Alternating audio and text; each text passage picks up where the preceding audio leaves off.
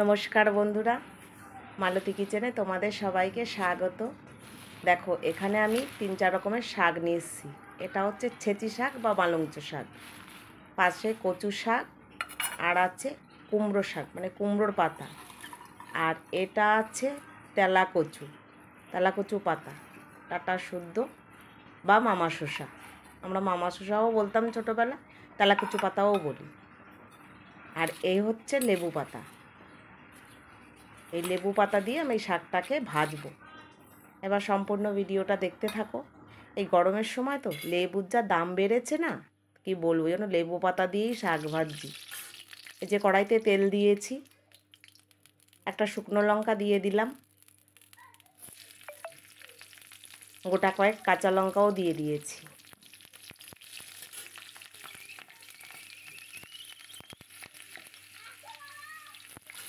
এবার শাকটাকে দিয়ে দিলাম।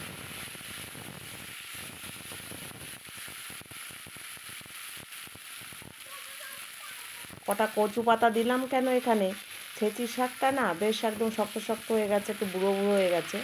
এবার কচু পাতাটা দিলে একটু নরম হবে, ওই জন্য কচু পাতাটা দিয়েছি। আর মিক্স করে শাক রান্না করলে না খুব সুন্দর লাগে, আর এই লেবু পাতাটা দেবো তো অবশ্যই বেশি সুন্দর লাগবে।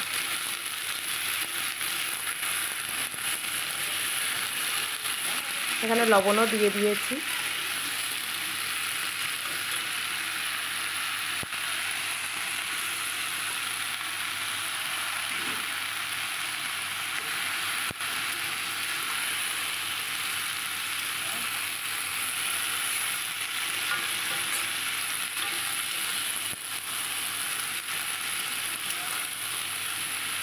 আজ আমার নিরামিষের দিন তো, তাই পেঁয়াজ বা রসুন দিলাম না, ওই জন্য লেবু পাতা দিচ্ছি। লেবু পাতা দিলে সুন্দর একটা গন্ধ আসে। কারণ ছোটোবেলা দেখতাম মাকে শাকের মধ্যে না, বিশেষ করে বর্ষাকালে শাকের মধ্যে দেখতাম লেবু পাতা দিয়ে দিত, বেশ একটা সুন্দর গন্ধ আসতো। আর গন্ধরাজ লেবুর পাতা দিলে খুব সুন্দর গন্ধ হয়।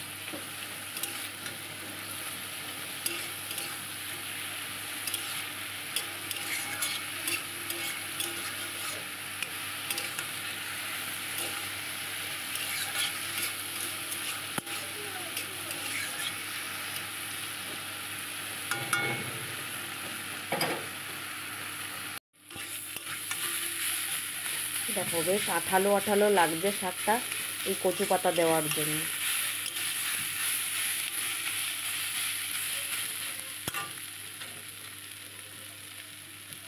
দেখো, এবার লেবু পাতাগুলো দিয়ে দিচ্ছি। এই শাকটা যখন হয়ে হয়ে আসবে তখন এই লেবু পাতাগুলো দিতে হবে। আর আগে দিলে না যেন গন্ধটা হয়তো চলে যাবে, ঠিক শাক ভাজা নামানোর আগে দিতে হবে। অনেকেই হয়তো জানে, বা যারা জানো না, যদি ইচ্ছা হয় লেবু পাতা দিয়ে শাক ভাজা খাওয়ার, তাহলে একবার এভাবে বানিয়ে খেয়ে দেখো। যে কোনো লেবু পাতা, তবে গন্ধরাজ লেবুর পাতা দিলে ভালো লাগে।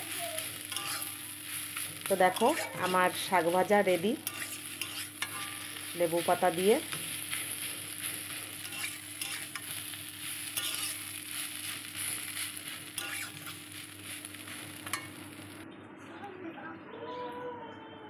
আমার রেডি লেবু পাতা দিয়ে শাক ভাজা।